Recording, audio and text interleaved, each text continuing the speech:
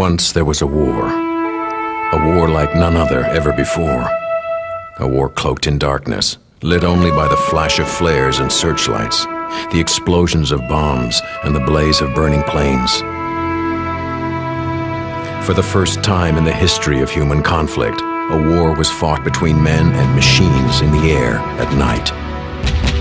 It became a struggle of science and technology and newer and more deadly discoveries. As the night war reached its culmination, the air crews fought a desperate and lonely battle against each other's tactics and weapons. By 1943, the men of Bomber Command were about to face their sternest test.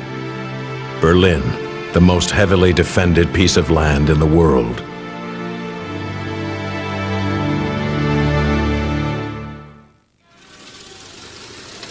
In the beginning, a bombing operation was very, very simple. The orders would come down to send crews to Mannheim or whatever. They'd find a route and they'd fly to Mannheim. That's if they could find Mannheim at all. Well, navigation at that time was very basic.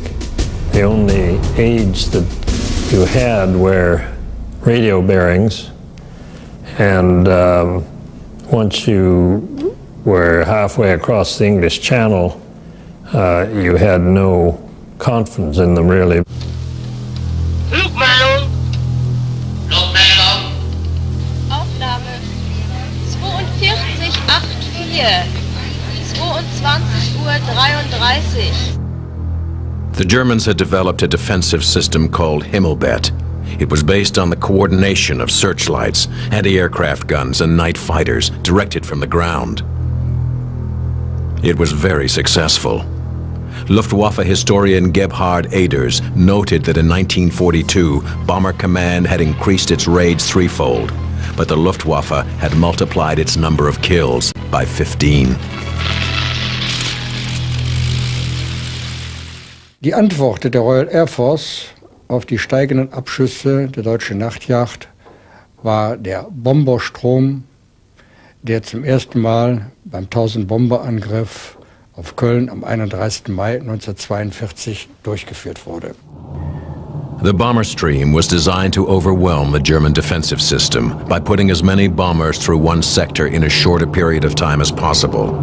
Instead of bombers coming separately, they punched through the German defenses like water through a burst dam.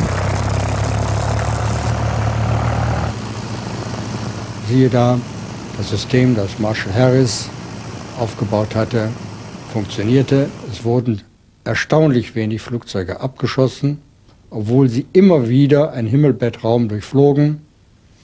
Aber sie stießen nur auf 3, 4, 5, 6 Jäger. Und dann war man durch diese Zone durch und man flog relativ gefahrlos.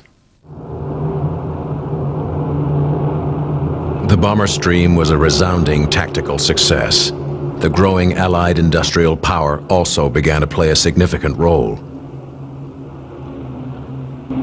The large four-engined bombers like the Halifax and the Lancaster were beginning to be issued to the RCAF's No. 6 Group, which had been established as part of Bomber Command in the north of England.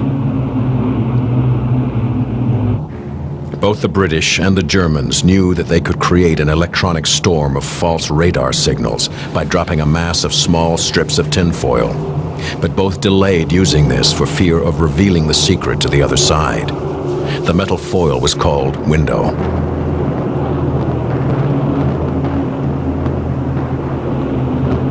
Window was first used over Hamburg.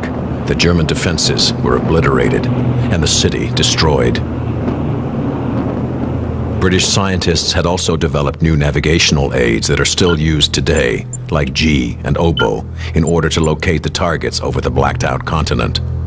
They both used directional radio beams, and radio beams can be bent or jammed. So the British developed an onboard radar device called H2S. Oh, it was marvelous, marvelous. Most of us were carrying the H2S scanner. It gave you a picture of the ground almost like a topographical map. The built-up area, the water, the trees, the roads, everything all showed up in various shades of black and whites and grays. It was just like a picture of what you were flying over. Every electronic signal has its own Achilles heel. All radio and radar emissions can be tracked back to reveal their sender's location. Unfortunately, we couldn't use it as a main bomber force that often because the little signals that were being sent out to mark the ground and the details could be picked up by enemy forces, and they could home in on your aircraft on those little signals. This system was called Naxos by the Germans, who had even more deadly equipment on their night fighters like the Messerschmitt 110. These antlers are the receivers for an airborne radar called Liechtenstein. It could track an Allied bomber from a distance of a mile.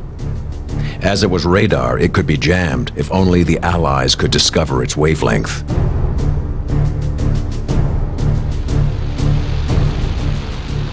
In late 1942, pilot Officer Paulton of the RCAF and his crew flew their Wellington bomber on a suicide mission. It flew alone and seemed to be asking for an attack from the German night fighters. It was shot at 12 times and seriously damaged. This Wellington was not an ordinary bomber. It was packed with secret electronic equipment which measured the wavelength of the night fighter's radar. The badly wounded radio operator was able to transmit this invaluable data to England before the Wellington ditched in the sea off the coast. Miraculously, all the crew survived. Armed with this information, Bomber Command could not only jam Liechtenstein, but also turn it against its users. A passive homing device called Serati was developed by the scientists. It could home in to the Liechtenstein signals from as far away as 80 kilometers. For both sides, the night air war was entering its most dangerous phase. 6th Group and Bomber Command were about to undergo a trial by fire in one of the most deadly battles of the war, over Berlin, the big city. The Battle of Berlin began in November 1943. Sir Arthur Harris believed that if he could flatten Berlin, or do enough damage in Berlin to destroy the morale of the civilian population of the German capital, or perhaps destroy the morale of at least some of the government circles, he might be able to win the war without requiring massive land battles on the part of the Allied armies. The Battle of Berlin continued until March of 1944. Air Marshal Harris said, "We can wreck Berlin from end to end if the U.S. Army Air Force will come in on it. It will cost us 400 to 500 aircraft. It will cost Germany the war." The air battle would utilize virtually every tactic, technical innovation, and strategy Bomber Command had in its arsenal. A war in the air is subject to many variables, from the weather to new enemy tactics and weapons. Before each raid, all the aircrew would assemble for a briefing. It could make the difference as to whether or not they returned from their operation. We all came together in a big room, crew after crew, all on tables. They would take the cover from the big map on the wall, and you would see lines, zigzag lines, red lines of tape going into a target. Right, climb on track, out here to position A, at Texel. You know Texel will be some heavy flak there, but it shouldn't worry you if you're wide awake. Now from A down to B is no trouble, quite straightforward, but make sure that you are south of Bremen and that you are north of Hanover. When you're clear of Hanover, you've got a clear run through to Berlin. But we damn well paid attention, pardon the term, but we really paid attention to what we were being told by the meteorological people, the people from navigation, and the people from logistics and so on, and particularly the armament people, the kind of bomb load we were to carry and so on. The night raid of January 28th, 29th, 1944 involved almost every type of strategic bomber in the RAF and RCAF inventory. Sterlings, Halifaxes, Lancasters, and Mosquitoes all had significant roles.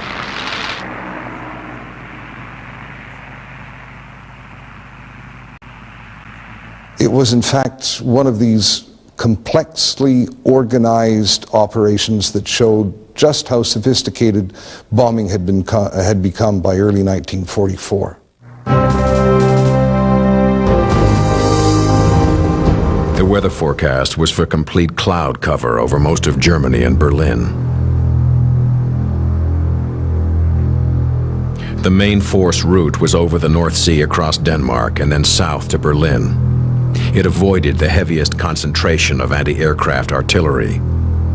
Along the way, there would be red flares dropped to mark the route and aid navigation.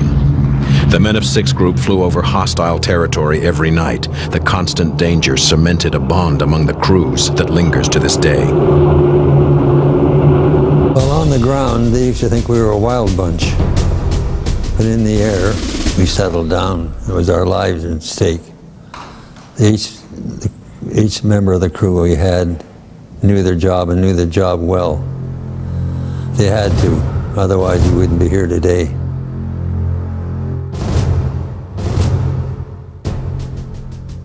Your life depended on them, how they did their job, and their lives depended on how you did your job, basically. So it was one totally cohesive unit, you know, if it was a good crew, and most people thought they had a good crew and had the best crew. The air crews were not naive. They knew the losses that they were suffering before they took off for an operation. They had seen their friends shot out of the sky. You didn't think about those things.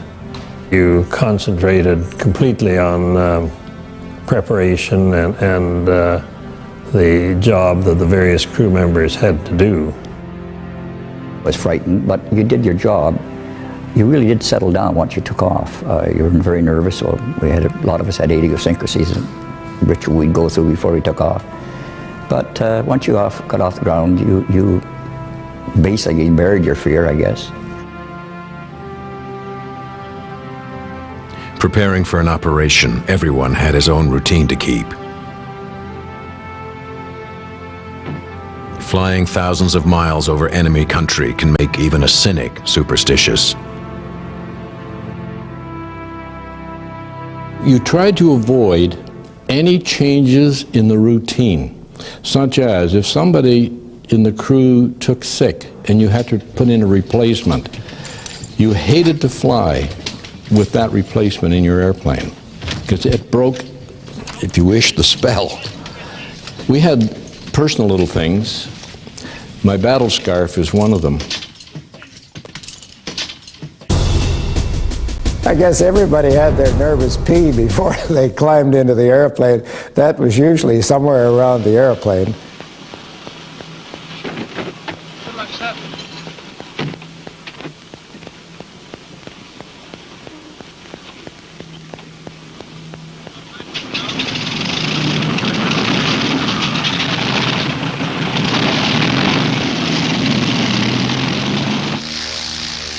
On the night of January 28th, the complex plan of the 13th raid of the Battle of Berlin began, with a few mosquitoes dropping bombs on the city in the early evening. It was a fake or spoof attack. Berlin was on guard. It had been bombed the night before.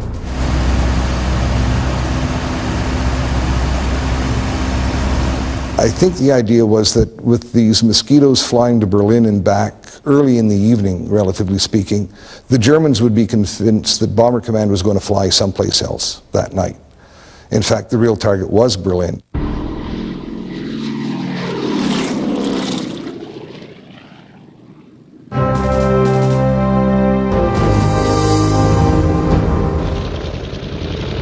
The first mosquitoes had returned to base before the main attacking group of 700 aircraft took off. There were several other raids to disguise the main objective. We also did spoof raids with other aircraft that you'd go into another target and make the Germans feel that that was the main target for the night and shift their night fighters over there accordingly. And you drop a certain type of window too, which to their radar would appear that there are a lot of aircraft coming in, whereas there might only be 8 or something like that. 16 Wellingtons scattered leaflets over northern France. 67 Sterlings dropped mines in Kiel Harbor. The main force would follow in their tracks. As well as this mine-laying group in Kiel, there was a diversionary attack on Hanover, and mosquitoes of number 100 group, the intruders, were sent to the German night fighter beacons that were likely to be in operation that night because of where Bomber Command was flying and because of where the diversions were flying. The main role of the night intruders was to attack the German night fighters at their own airfields. The plane the intruders used was the best the Allies had, the Mosquito. Build instead an airplane just big enough for a crew of 4 250-pound bombs, fuel for 1,500 miles, and it would certainly be 100 miles an hour faster as a fighter.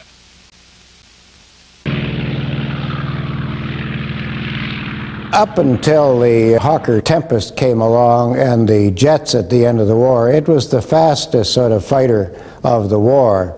Not even the Americans had anything any faster. At altitude, the Mosquito could do 400 miles an hour. The Mosquito was fast, maneuverable, and had good range. Made of wood and powered by 1,700 horsepower Merlin engines, it could reach 39,000 feet, as high as a 747 flies today. It was almost invulnerable. One squadron flew over 5,000 sorties and only lost 18 Mosquitoes. We had 4 20-millimeter cannons under the floor of the aircraft and 4 303 machine guns in the nose. So in effect we had 8 guns firing forward, so that was quite incredible firepower.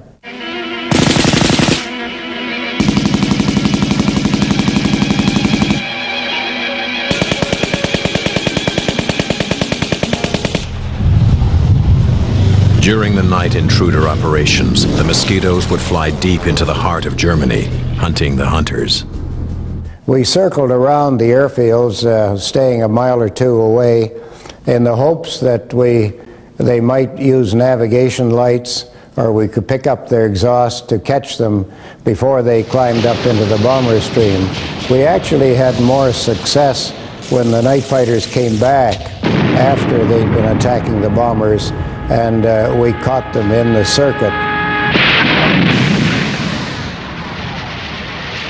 I was landing in Munich, Schleißheim, and they told us, mosquitoes in vicinity, mosquitoes in vicinity. I said, well, you go. I had to land. I had to land because I was short of fuel. The red lamps were on. I was to go as low as possible. I knew every hatch there. I knew no lights. Gear down, landing, and at the moment I was landing, I saw this fellow shooting on me. Thanks God, the tracers were only about 10 meters away, and I made a sharp turn. I said, get out, get out, get out, and we went out, and this fellow was strafing us, and he got several night fights that night. As soon as we fired our cannons at this aircraft, there was literally a wall of anti-aircraft fire in front of us, and we had to do a very tight turn to stay over the airfield and away from the anti-aircraft defenses on the far side of the airfield. The thing uppermost in your mind was to get the hell out of there as fast as you could.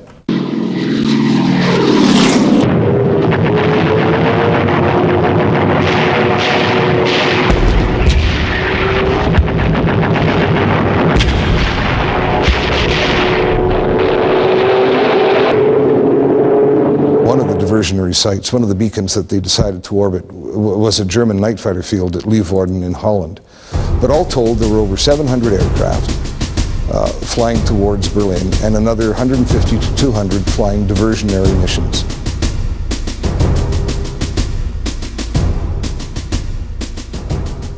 The German defenses, with their Würzburg radars and searchlight belts, were still very much in place. The route over Denmark was designed to avoid the heaviest concentrations of anti-aircraft guns and searchlights in Western Germany and the night fighter bases in Holland, but they still had to fly through the gauntlet to Berlin.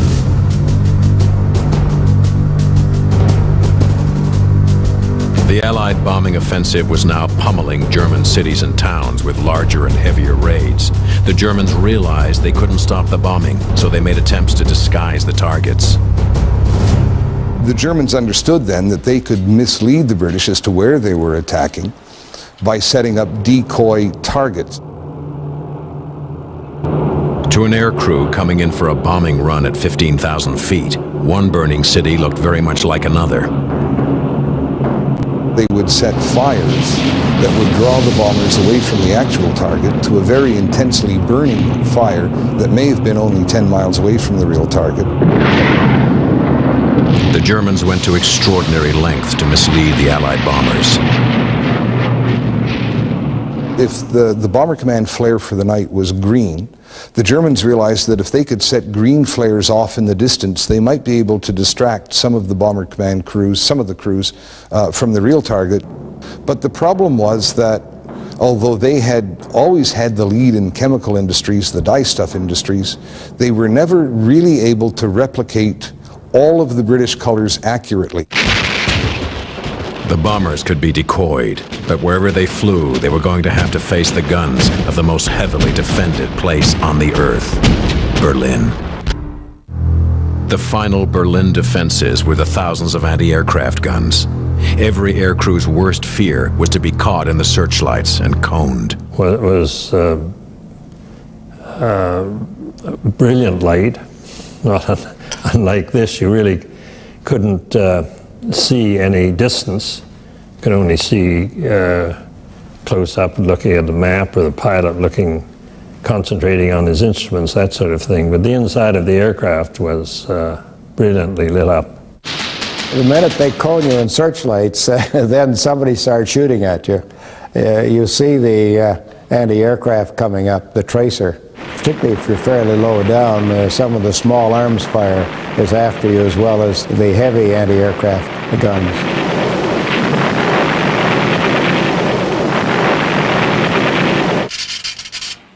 The master beam would find you, and you could be sure that instantaneously, maybe a few seconds after the master beam hit you, the satellite searchlights, and all of a sudden you'd maybe have, I don't know, 4 or 5, maybe even more searchlights. All of a sudden, wham, you got searchlights on you from all over. And it just was like bright daylight inside the aircraft. The searchlights stripped the bombers of their best defense, the darkness, and they brought on the greatest danger, the night fighters. When you got cone like that, you knew there was German night fighters going to come if they could get there in time, if they weren't that close to you. The night fighters invariably attacked from the rear. The man in the rear turret had the responsibility for the crew's lives. Your main concern was scanning that sky, because who's next? It could be you. So you did not dare lose your vigil. You've probably seen the turret of the Lancaster, and you've seen that plexiglass that's built into it. All of that plexiglass was taken out. If it was not taken out, we would take it out ourselves, the gunners, because it could obstruct your vision. So we sat out basically in the open. And it was dreadfully cold. 60 below zero was not at all uncommon. That's 60 below Fahrenheit. With luck and good night vision, maybe you could spot the night fighter before he could attack you. When you sat in the back of that aircraft and you saw an enemy aircraft, it was an immediate starboard go or port go.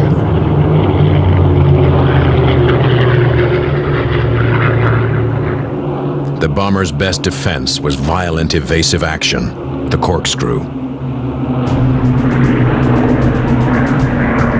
It's a case of getting the command from your tail gunner, and you would drop everything, or the people would drop everything, and you would forget what you're doing. You immediately dove to port. You banked and you dove to port. And then you had to tell them what you were doing, because you go that way so far, and then you had to change and continue your dive to starboard.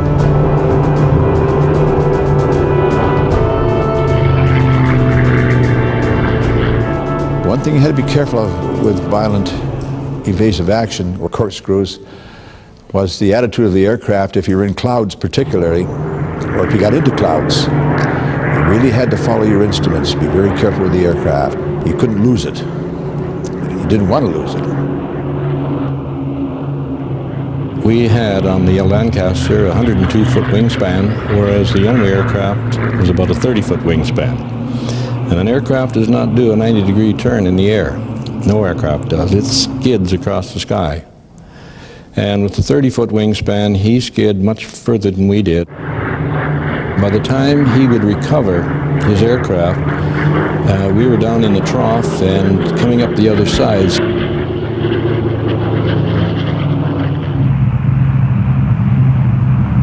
On the night of January 28, a typical bomber was taking off for its second Berlin operation.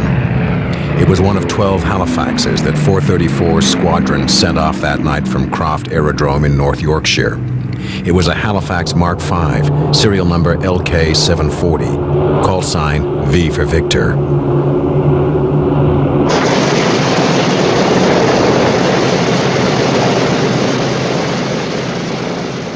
Everyone set for takeoff?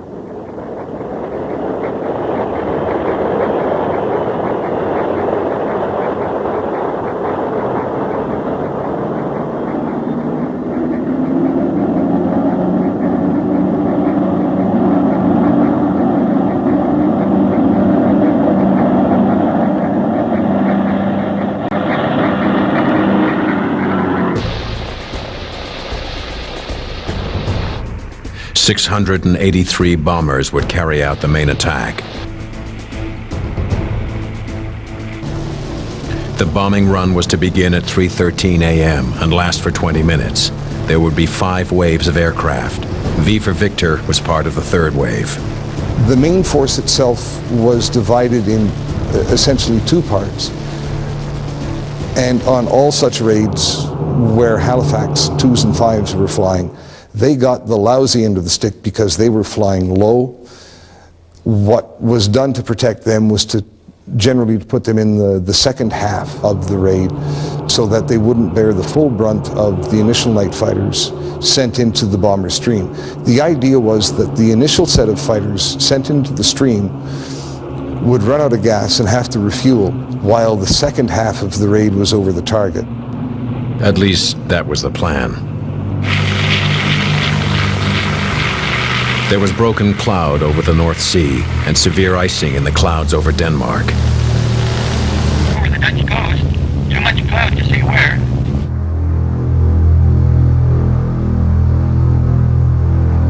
The outside temperature was minus 40 degrees. The thin-skinned aircraft from 434 Squadron joined the bomber stream at 2 a.m., 60 miles west of Denmark. They flew on an easterly course until they turned south at 2:30. They would fly 1,400 miles there and back. There were red route markers dropped over the Danish coast in northern Germany. Wise air crews did not fly near the route markers because the night fighters could see them as well. The German fighters were in the air awaiting orders.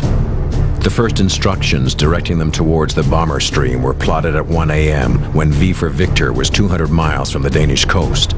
The first attacks came near the concentration point and over Denmark. 5 attacks were reported by Ju-88s.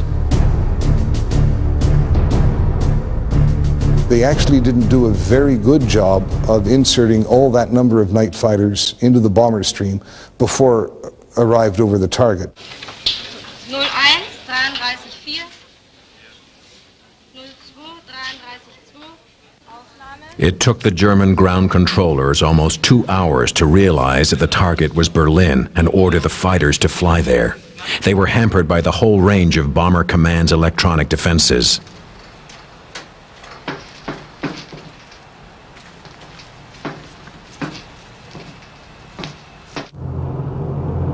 The radar was jammed by window, dropped at the rate of 1 bundle a minute for most of the route.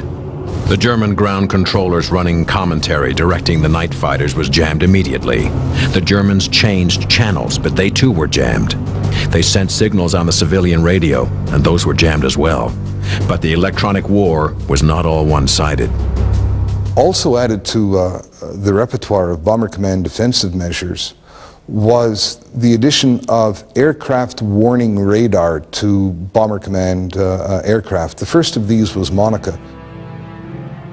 Monica was tail-mounted radar that sent out a signal to warn of an approaching unseen night fighter. The German fighters were in the air awaiting orders. The Germans changed channels, but they too were jammed. They sent signals on the civilian radio, and those were jammed as well. But the electronic war was not all one-sided. Also added to the repertoire of Bomber Command defensive measures was the addition of aircraft warning radar to Bomber Command aircraft. The first of these was Monica. Monica was tail-mounted radar that sent out a signal to warn of an approaching unseen night fighter. The problem was that the Germans eventually discovered Monica in a shot-down bomber, understood what it was, were able to deduce the frequencies that it was operating on, and they produced a number of devices, the first of which was called Flensburg, which when installed in a night fighter allowed the night fighter pilot to home in on the night fighter warning radars being carried in Bomber Command bombers, so that what had begun to be used as a protective device to protect Bomber Command crews actually ended up setting them up for attack. While comparatively few night fighters penetrated the bomber stream en route, still 12 bombers were shot down before the target was reached. One was V for Victor, which was attacked by a night fighter 30 miles north of Berlin at 3 in the morning. It was seen circling in flames before it crashed. It had been equipped with Monica. All the crew were lost.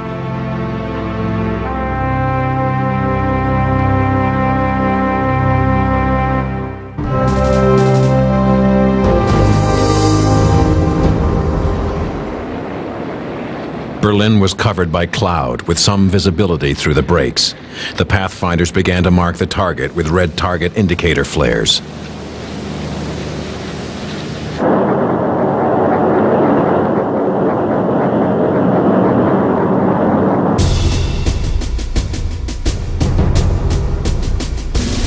Target markers, brilliant colors of reds and greens and yellows that would mark the target. And then when the target was marked, you would have backers up that would back the markers up and put more of that color down. There was always a tendency to drop short of the target, and I used to say on these occasions, only the North Sea stopped Norwich being bombed.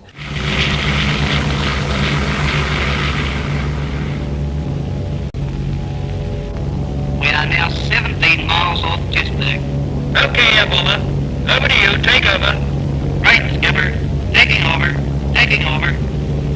The bombers carried a load of 2 1,000-pound high-explosive bombs and 10 canisters of incendiaries. The explosives would break down the walls and roof, and the fires would destroy the building. Each load was enough to destroy a city block.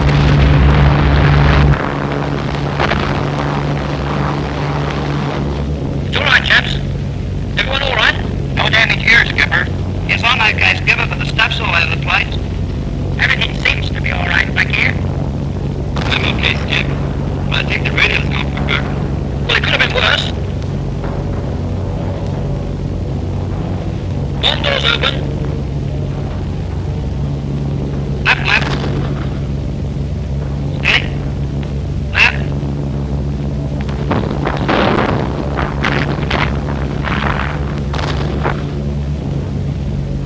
Steady. Hold it.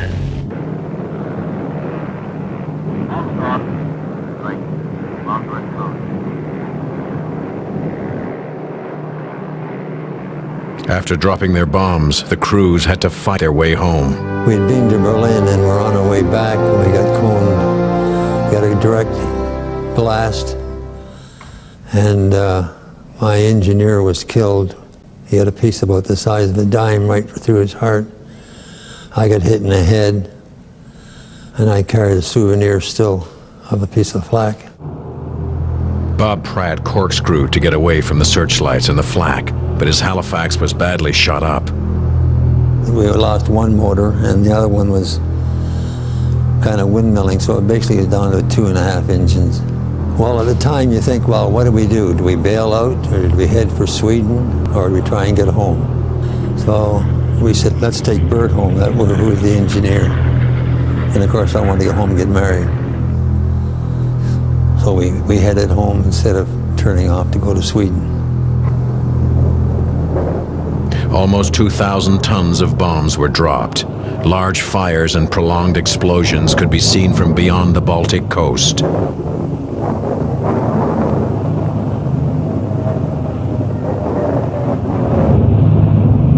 English coast below. right about now. The attack was considered to be a success. The aircraft returned to base at 8:25 a.m. Bomber Command lost 44 aircraft. 434 Squadron lost 5 of the 12 aircraft it sent out.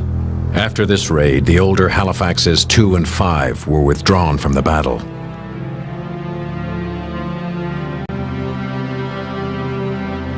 The Berlin authorities reported that 90 Berliners had been killed in the raid and 292 wounded.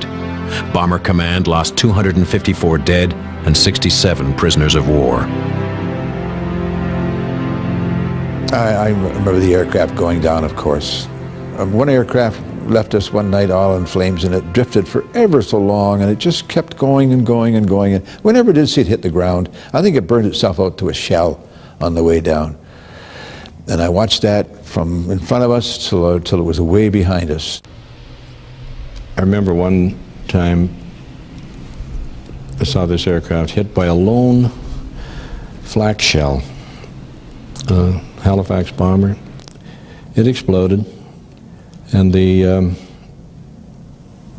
I saw the members of the crew, not all of them, but 4 of them, just spilling out into the sky, no parachutes on.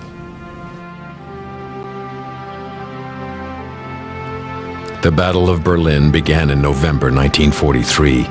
It continued until March 1944. There were 19 major raids. Over 10,000 Berliners died, and 423 aircraft of the RAF and the RCAF were lost, with over 2,500 men.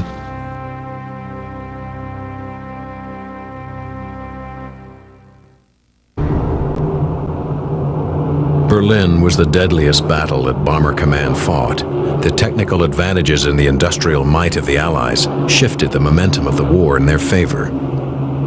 Then, right after the invasion of Normandy, Germany unleashed one of the most technically advanced weapons of the war.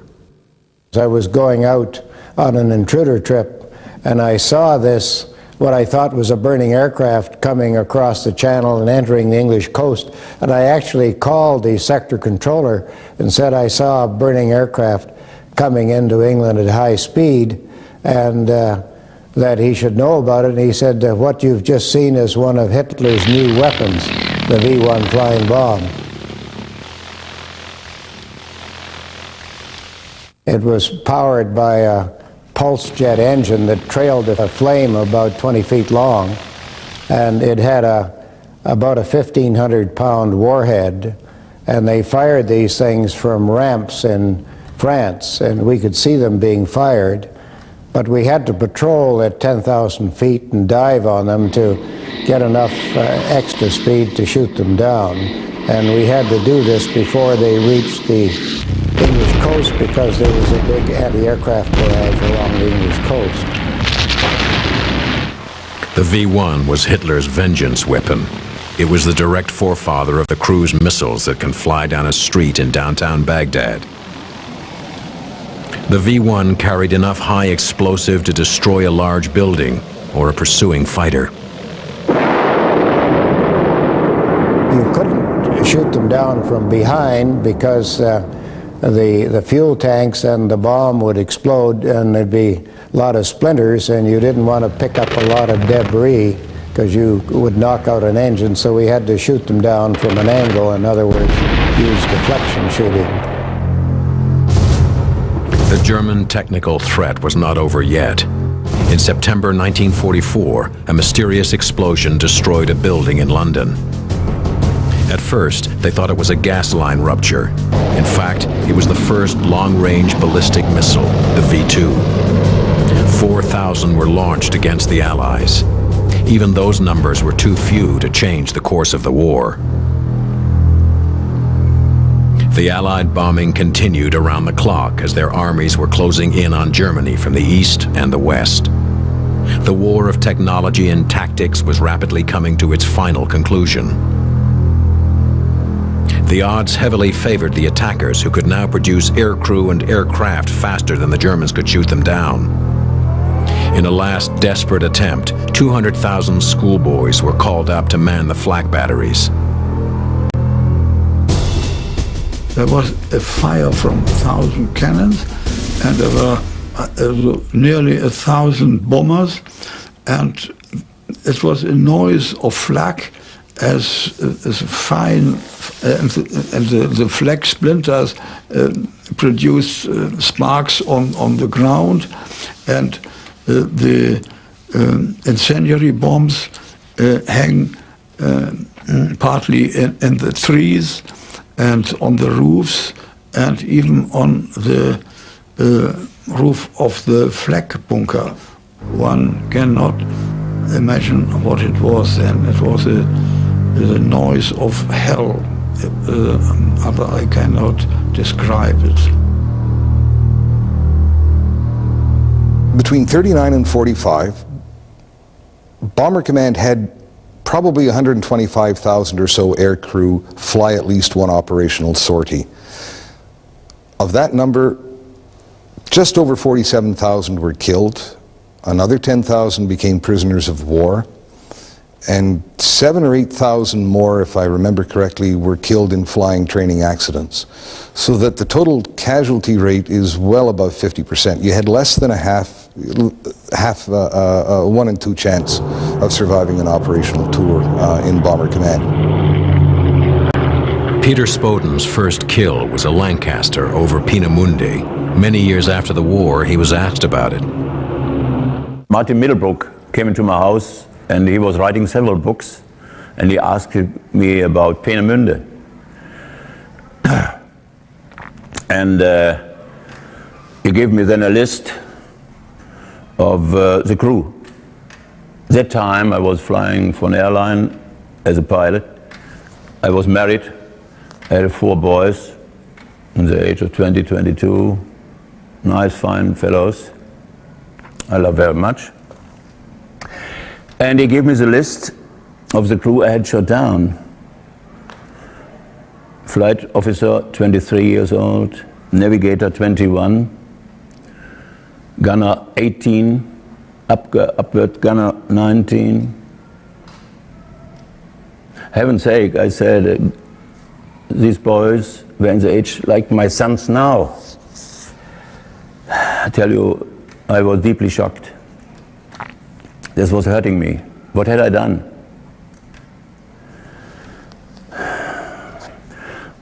How would I feel if my sons would be killed now in a war? Terrible. And I can feel how the parents must have felt when they were informed about the death of their sons or the missing sons.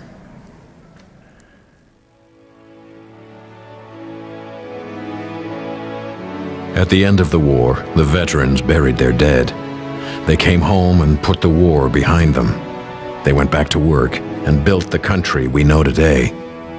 They left a legacy of freedom and prosperity, paid in full. We may never see their kind again. Hope there's never another war like it. I think once the war is over, let's let it lay. No more wars.